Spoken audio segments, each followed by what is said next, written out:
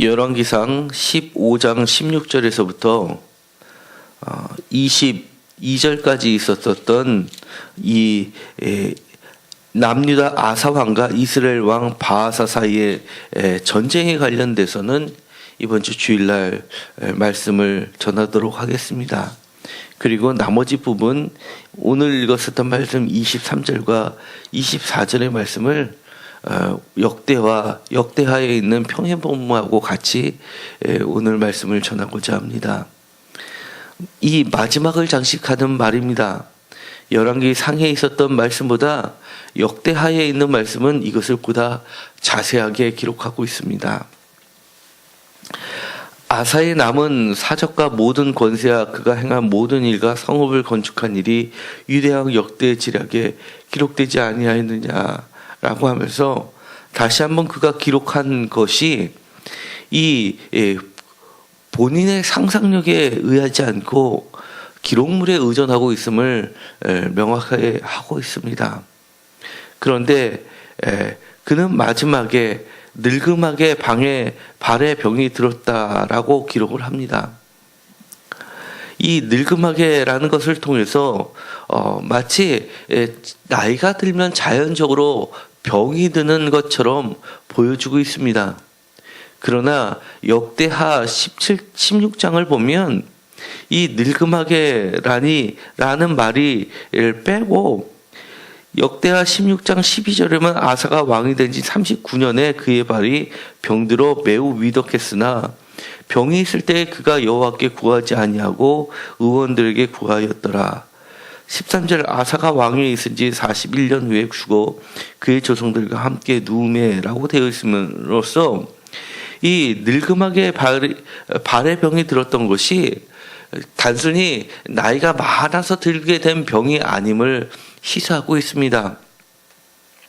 구체적으로 39년에라는 말과 그리고 위독하여 병이 들어서 그가 더 건강하였더라면 오래 왕의 역할을 할 수 있었을 텐데도 불구하고 병이 들고 2년 만에 죽게 되었음을 안타깝게 보고하고 있습니다. 발에 병이 들었다라는 이 발은 성경에서 완곡하게 표현한 말로 에둘러서 성병을 의미하는 것으로 보여지게 됩니다. 그리고 이 병이 들었는데 그것이 위독했을 때 여호와께 구하지 않고 의원들에게 구하였다라고 하면서 그럼으로써 이 병도 하나님이 치셨음을 나타내고 있습니다. 왜냐하면 바로 이 이야기 전에 이 역대하 16장에서는 아사의 이야기 가운데서 매우 크게 보도하고 있는 것 중에 하나가 열왕기상에 있는 이 전쟁, 단순히 바하사 사이의 전쟁의 이야기 사이에 7절부터 10절까지 선견자 하나니의 이야기를 집어넣고 있습니다. 그리고 나서는 10절에 아사가 선견자 하나님의 말에 대해서 노하고 나서 선견자를 옥에 가두었고 그리고 또 백성 중에서 몇 사람을 학대하였다라고 함으로써 이 아사의 말년이 어떻게 하나님으로부터 멀어지게 됐는지를 구체적으로 보여주고 이 사건이 있은 이후에 발의 병이 매우 위독하게 들었음을 보여주고 있기 때문입니다. 사실 아사는 이 남유다의 초기에 있었던 왕들 중에서 마치 후대 요시야 왕처럼 종교를 개혁했던 매우 선한 왕으로 묘사하고 있고 또한 그의 통치 기간도 매우 길었기 때문에 전체적으로 선한 왕, 다윗과 같은 올곧은 왕으로서 묘사하고 있는데도 불구하고 이 역대하에서는 그럼에도 불구하고 그의 안 좋은 모습을 후대에 집어넣으면서 그의 죽음이 결코 자연적인 죽음이 아니라 하나님에서 벗어난 사람은 아무리 그 전이 좋았다 하더라도 말년에 와서 하나님의 심판을 피할 수 없음을 보여주고 있습니다. 하나님의 말씀을 멀리하고 선견자를 핍박하는 것은 곧 하나님을 핍박하는 것이고, 또 그로 인해서 그는 진리에서 멀어질 수밖에 없었고, 결국 위독했을 때 하나님을 구하는 것이 아니라 이 의원들에게 구했다라는 이 의원들이 오늘날에 의하면은 다른 신들을 섬기는 무당 같은 그런 이방신의 제사장들을 의미하기 때문에 이것이 하나님으로부터도 멀어진 구체적인 주술사에 의존했던 그런 그의 초기의 종교개혁과 거리가 먼 모습을 분명히 하고 있습니다. 이 이야기를 보면 너무나 안타까울 수밖에 없습니다. 이 한 사람의 인생이 매우 선한 왕이었는데도 불구하고 말년에 몇 해를 그렇게 올곧은 모습을 지켜내지 못했다는 것을 보면 우리가 얼마나 처음부터 끝까지 하나님 앞에서 올바르고 하나님 앞에서 한 뜻을 품기가 쉽지 않음을 보여주게 됩니다. 사실 아사는 그가 왕이 되었을 때 그의 대비마저 황후의 자리에서 폐위를 시킬 정도로 그렇게 올가뒀던 사람입니다. 이 가족과도 등질 정도로 그렇게 힘을 다해서 섬겼던 사람이고, 정말 아세라를 깨고 여러 가지 우상들을 물리칠 뿐만 아니라 주상이라는 것도 깨부술 정도로 그렇게 철저했던 사람이었고, 더더군다나 이 열왕기사 역대하의 16장에 보면 초기에 있었던 그 전쟁, 역대하 14장 9절에 있는 구스 사람 세라가 치러 왔을 때 하나님께 간구함으로써 그 유명한 말, 여호와께 부르짖으며 했던 말, 여호와여 힘이 강한 자와 약한 자 사이에는 주밖에 도와줄 리가 없사오니 우리 하나님 여호와여 우리를 도우소서. 우리가 주를 의지하오니 주의 이름을 의탁하옵고 임하는 무리를 치러 왔나이다. 여호와여 주는 우리 하나님이 오시니 원하건대 사람이 주를 이기지 못하게 하옵소서라는 이 유명한 말을 남겼음에도 불구하고 그의 말년은 이해할 수 없을 정도로 망가진 모습을 보게 됩니다.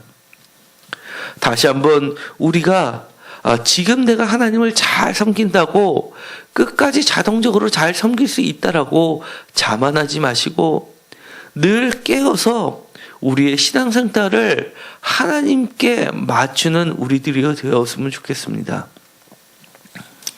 또한 이렇게 이 구스 사람 세라와의 전쟁에서 기적적인 체험을 했음에도 불구하고, 그리고 그가 그의 나라가 평안했음에도 불구하고 실제로 그는 이렇게 변할 수 있었을까라는 것 자체가 정말 그게 기적 아닌가 싶을 정도로 그렇게 달라진 모습을 보면 우리도 결코 경계의 경계를 늦추지 않을 수가 없습니다.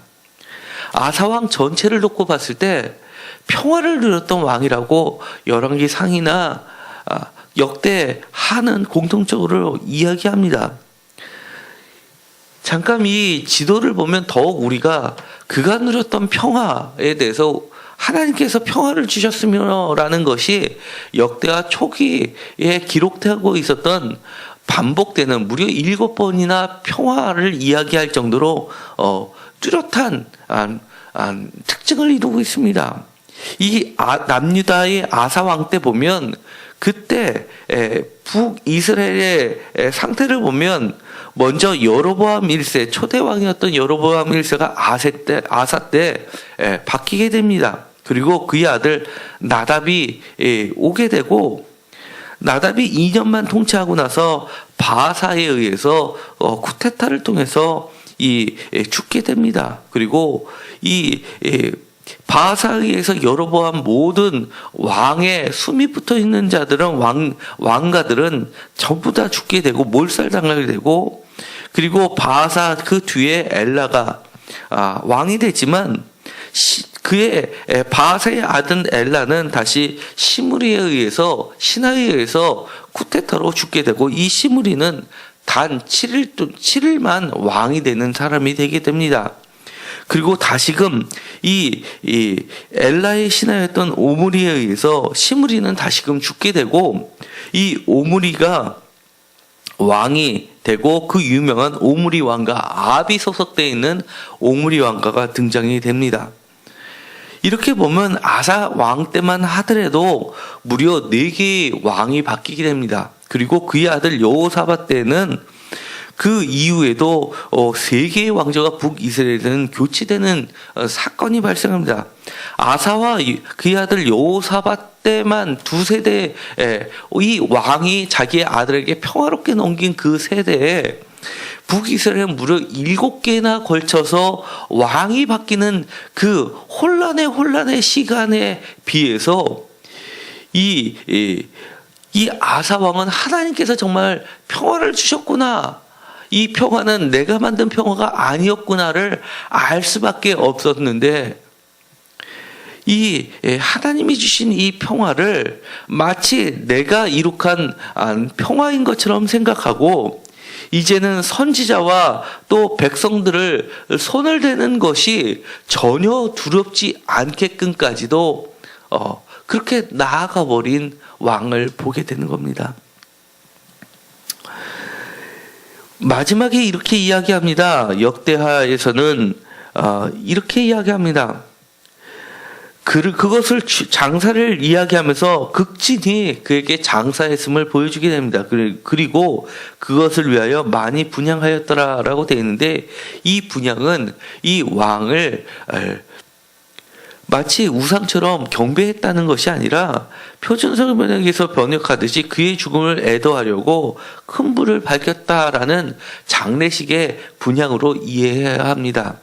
어쨌든 간에 그가 죽었을 때는 그가 무엇보다도 이 우상들을 타파하고 다시금 종교개혁을 일으켰던 것을 기리는 것으로 아름답게 마무리가 되고 있습니다.